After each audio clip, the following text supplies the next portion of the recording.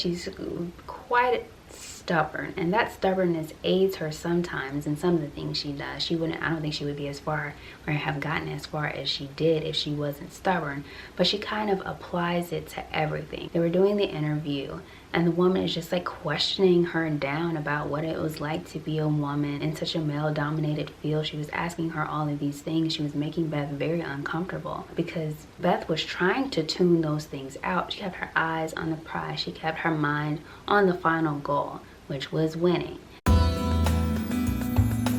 Hi everyone, welcome or welcome back to my channel. I'm Lauren, and over here we discuss life topics by analyzing characters from popular TV and film. So today we are talking about Beth Harmon from the Netflix miniseries The Queen's Gambit.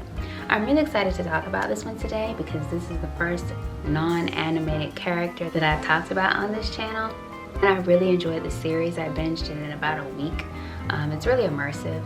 Beth is a really compelling character, and her storyline is really compelling as well. So after watching it, I was inspired to make this video. But our topic today is playing to win. So our story starts out with Beth Harmon in the orphanage. This is during the 1950s. She develops an affinity for the game of chess while playing chess with a janitor in the orphanage. She gets better and better and better, and it's very clear that she just has a talent for the game. She has a talent for strategy. She has a talent for picking up the rules and the flow of the game. So much so that as time goes on, she begins to beat even the janitor and even some other notable chess players who have been playing much longer and have had much more training than she does. This launches her into the world of professional chess eventually. And within this world, she finds herself battling a number of different challenges. Now, this video isn't about Beth's addictions and her dealings with substance abuse and those things. This is about her attitude and her approach regarding moving to the top in this game of chess, in this field of chess, where it is unusual for a woman to have such a talent and such a presence in this arena. She navigates through a number of spaces where typically a woman is not welcome, not appreciated, and certainly not praised for being there. She has a number of detractors, a number of people who are doubtful of her skill and talent in the beginning, but she eventually turns all of this around, and she has people rooting for her and cheering her on by the very end. So how does she actually do that? How does she come to beat all of these odds? How does she come to a place and a system that was designed to keep her out and everyone that she's going against in, and still enter in and thrive in that environment? How does she do that? So that's what we're talking about today. Like I normally do, I'm going to give you guys 3 tips, 3 tricks to deal with the topic at hand, how to play to win. We're going to look at what Beth did right, what she did wrong, and talk about how we can employ some of these tactics and the obstacles that we face in our own lives, okay? So, number 1 is to present well. And when I'm speaking of presenting, I'm talking about the way that you put yourself out to, the way that you display yourself to the rest of the world. And there are a number of ways to do that. You have your physical appearance, you have the way that you speak. So when you're in spaces that typically people don't want you in, they think you're too this or you're too that, it's very important for you to hold yourself in a certain way so that you can navigate that space in a way that people take you more seriously, because their natural inclination might be to not take you seriously since you weren't supposed to or meant to be there in their minds. So when we look at Beth, she was always very manicured. She was always very put together. You know, maybe she didn't have the best haircut in the world, but she had her outfits together. She looked like she was styled, even if it wasn't a great style, even if it wasn't a super luxurious style or whatever it was, she looked put together. The second thing was her posture. Beth walked with a purpose. She sat up straight. She never slumped over. She wasn't hunched over. When she spoke directly to people. She looked them in the eye. She had great posture. The importance of having great posture is that it conveys confidence without you actually having to really do anything other than sit up straight and move your body in a way that conveys that you know that you are meant to be here. Body language is important and people take note of it a lot. The way that you move, the way that you sit, the way that you walk, all of these things help to tell people who you are sometimes before you've even opened your mouth and said anything about yourself. Beth's posture helped in her cultivating that confidence that was actually very intimidating to a lot of the people that she ran into. They couldn't quite figure her out. They couldn't quite figure out why she was so confident and comfortable in this space that was historically and currently not meant for her. And it was confusing to them. And in a game like chess and in an arena where you have people competing against each other for some type of title, for some type of goal, it's very good to throw people off. You don't want people to think that they have you figured out. Stuff like that. So Beth threw a lot of people off just by the way that she presented herself. They couldn't understand why she was and how she was so confident, how she was so put together, how she wasn't in shambles, why she didn't have low self-esteem amongst all of these talented men. How dare you? It was confusing to people. And that gave her an edge. And it gave her room to go in and to do what she needed to do. So remember to serve a strong, manicured look, and that will help you position yourself to a place where you can start moving towards your goals, towards the top. Number 2 is don't be afraid to ask questions. In fact, ask a lot of questions, especially if you don't know, if you're not familiar. As I said before, Beth did not have a lot of professional or academic training in chess. Hers was just straight experience, playing with the janitor, playing with some of the other teachers from the high school. Straight experience is what Beth had. She didn't have personal trainers. She hadn't been doing this for years and years and years. So when it came to the technical side of things, when it came to all of the terminology, the different forms of the game, she was not very familiar. So she had to ask a lot of questions. And if you guys recall, she was not afraid to ask questions. She would blurt something out in a minute. And she really was not concerned with how she sounded to other people. That's really important. A lot of times we get intimidated by other people based on the amount of knowledge we think they have. They make us start to feel dumb. We start to shrink because, oh my goodness, they knew that? I didn't know that. They didn't even have to ask. And I have all these questions and they got 54 and I got 7. And how do we get them? and all of these things that a lot of them could be resolved, a lot of these issues could be eliminated if we were just to ask questions, to find out how these people got to where they are, to just obtain the same knowledge that the people that you think are so great have. They probably asked questions. That's probably how they got to where they are. No one is just born knowing all of these technical things. Everyone has to learn. And the people who know the most have probably asked the most questions. So don't be afraid to ask if you don't know, especially if you are unfamiliar with a certain environment. You just don't know, like Beth, you're just not trained technically. You're gonna have to ask questions. It may feel uncomfortable in the moment, but it's something that you need to do to make sure you are on par and at the same level of understanding, that you have the same amount of information as everyone else around you. Because when you don't ask questions, you set yourself back. You put yourself at a disadvantage because now you are working with less than everyone else has. And then you start to, and a lot of times we internalize that, and instead of just saying, well, I don't know because I didn't ask, it's, I don't know because I'm stupid. I don't know because I'm less smart than everyone else here. Now you're caught up in that and not doing what you need to be doing. But the part 2 to this is to consider how you're asking the question. Ask your questions with a little bit of tact. We all know those people who start off a question with, I know this may sound stupid, but this may be a dumb question. It's not that I don't know that part. I just have like a little question about this. And they put all of these disclaimers and all of this preface to the questions. And we can understand why they do it. They do it in an attempt to let everyone around them know, hold on y'all, I'm not stupid. Hold on, I'm not dumb. I don't completely not understand everything. I just need this quick little detail right here. Please don't think I'm stupid.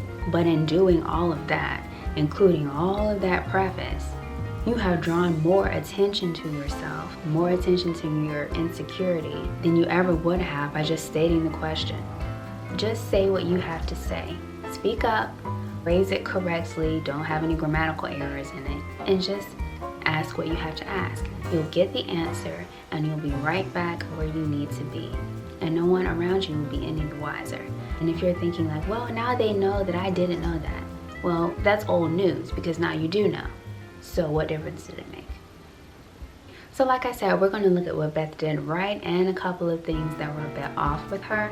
So on the flip side of this ask questions point that I'm making, also pay attention to how Beth rejects help, rejects the knowledge of other people. She's quick to ask a question if she wants some specific information right now, but she was very dismissive of other people when they came in and tried to help her, tried to show her different ways of doing things, tried to show her, explain to her, open up her eyes to different approaches to things. She was dismissive of Billy. She was dismissive of, I forget his name, but the original guy that was her boyfriend at one point. She was dismissive of everything that he had to say. And it is true that she was aware of already of a lot of the things that they were saying, but try not to, especially when you're in a competitive state where you are, doing everything you can to reach the top. Don't be so dismissive of information. All information is good information, even if you don't apply it, even if you never have to use it. The sheer fact that it is knowledge is good. Knowledge is power. Like I said, even if you never have to use it, if Beth never had to use one of the tactics or strategies that one of those guys showed her, to have it is still valuable. Because what if she had to play with someone who was going to use that tactic? So don't be or get too proud to listen. A lot of times when you are a minority or some type of unexpected person that's moving up, a lot of people will try to detract from you, but a lot of people will try to help you. They see something that they've never seen before and they kind of just, hey, go for it. It excites them because it's something they've never seen before and they want to help. So what happens a lot of times is that person has risen so high, now they don't want to listen to anybody else. They don't want to hear anything else.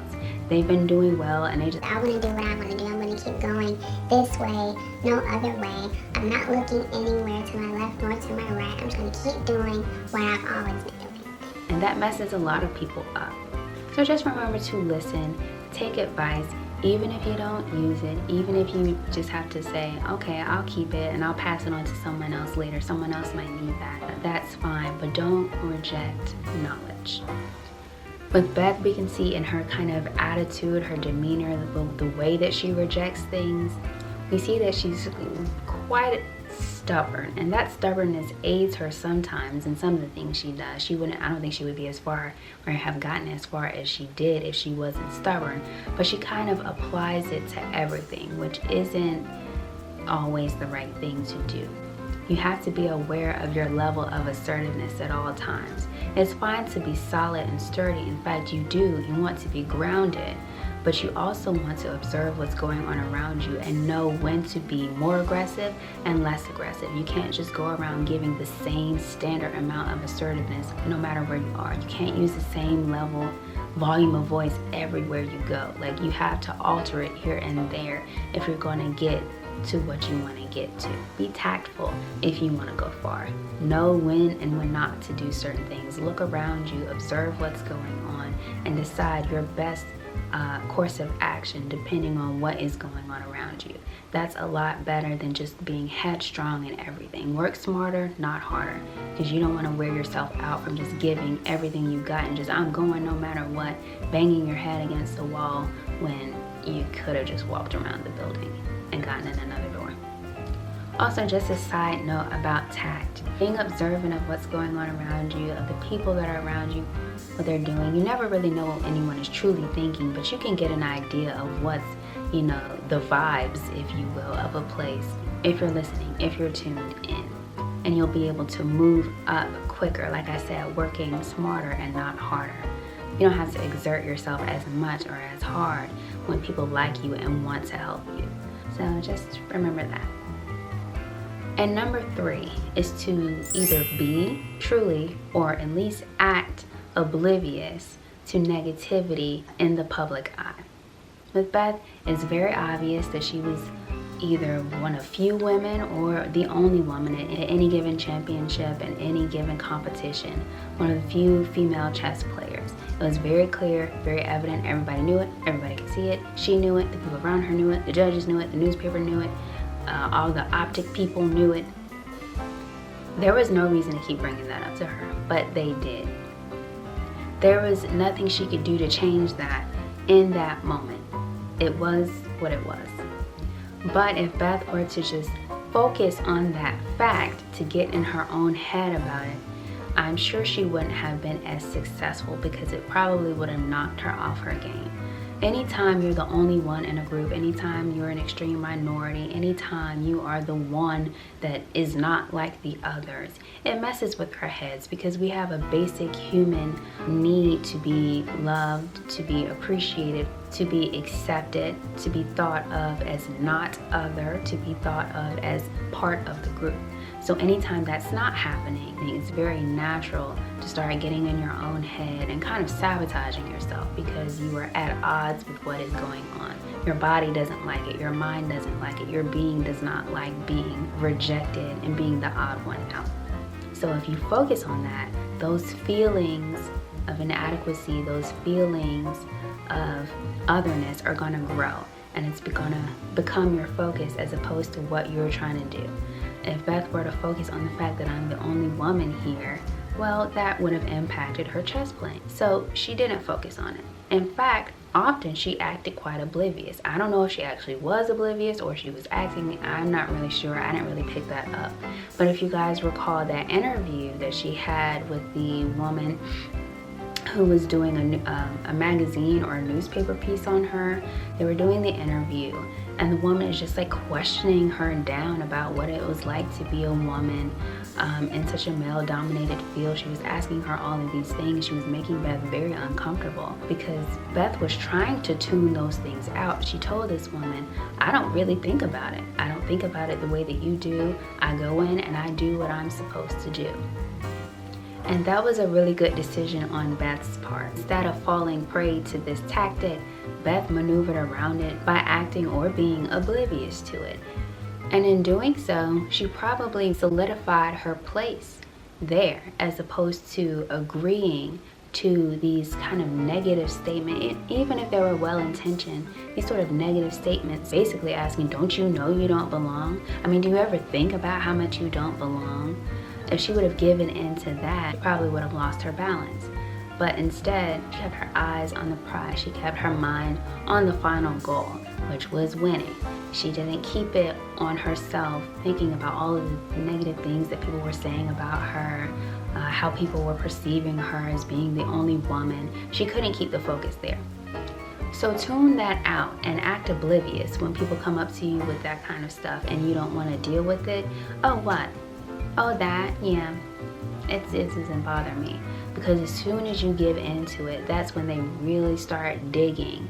And even if they're not trying to make you feel bad, it usually ends up making the person feel bad, because now they're more aware than ever that other people are seeing them in this particular light, seeing that they are so different.